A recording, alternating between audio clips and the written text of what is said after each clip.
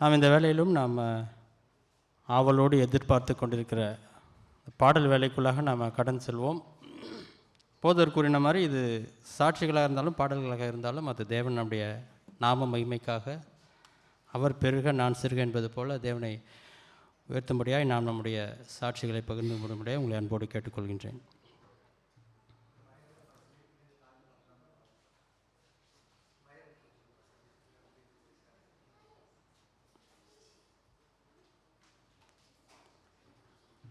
நான் இதை துவங்கும்பொழுது முதல் ஃபேமிலி பாடும்பொழுதே அடுத்த ஃபேமிலி யார் என்று நான் சொல்லிவிடுகிறேன். ஆகவே நீங்கள் அதான் உங்களை தயார் செய்து கொள்ள முடியும். போதவர் கூறின வண்ணமாய் இன்று நம்ம வருடத்திற்கு ஒரு முறை தான் இந்த பாடல் ஆராதனை நடத்துகிறோம். ஆகவே யாருமே ரொம்ப வெட்கப்படவோ அல்லது யாராவது ஏதாவது நினைப்பாங்களோ என்று நினைக்காமல் நீங்கள் எல்லோரும் உங்களுடைய சாட்சிகளையோ அல்லது பாடல்களையோ நீங்கள் பாடும்படியோ உங்களை அன்போடு கேட்டுக்கொள்கின்றேன்.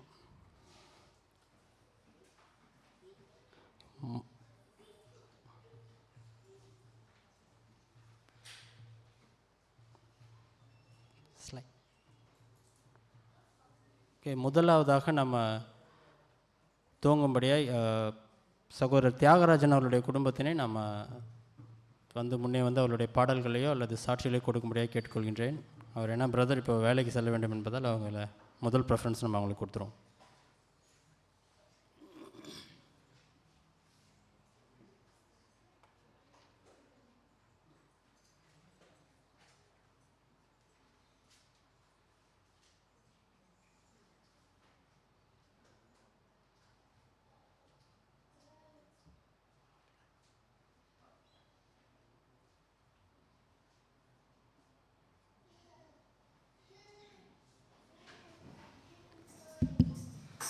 கர்த்தருடைய பரிசுத்த நாமத்திற்கு ஸ்தோத்திரமும் மகிமையும் உண்டாவதாக.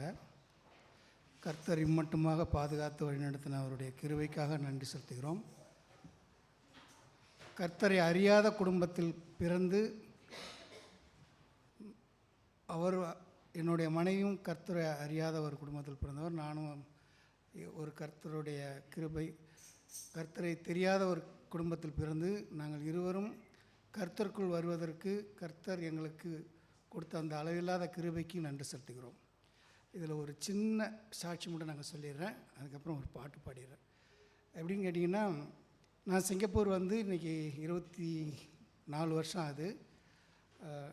நான் சபைக்கு இன்றைக்கி 16 வருஷம் ஆகிவிட்டது.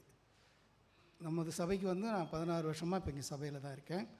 அது வருவதற்கு முன்னாடி நான் கர்த்தரை அறியாத அந்த நேரத்தில் நான் கர்த்தரை ஏற்றுக்கொண்டு என் மனைவிக்கு தெரிவிப்பதற்காக நான் தொலைபேசி எடுத்து அழைக்கிறேன்.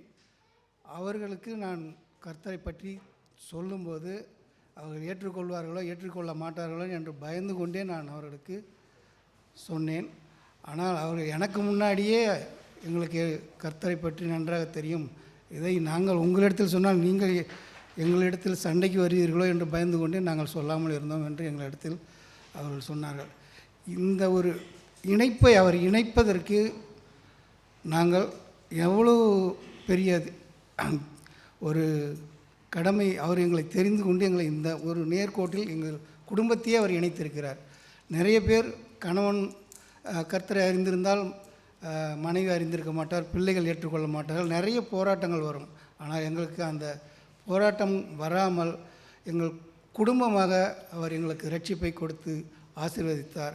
அதற்காக அவருக்கு நாங்கள் இந்த நேரத்தில் நன்றியும் அவரை என்றென்றும் ஸ்தோத்தரித்து அவருக்கு கர்த்தருடைய நாமத்தின் மகிமையை மற்றவர்களுக்கு அறியும் வண்ணமாக நாங்கள் எங்கள் குடும்பத்தை வழிநடத்தி வருகிறோம் என்பதற்காக உதாரணமாக இந்த பாடலை கர்த்தருக்காக நாங்கள் இருவரும் பாடுகிறோம்.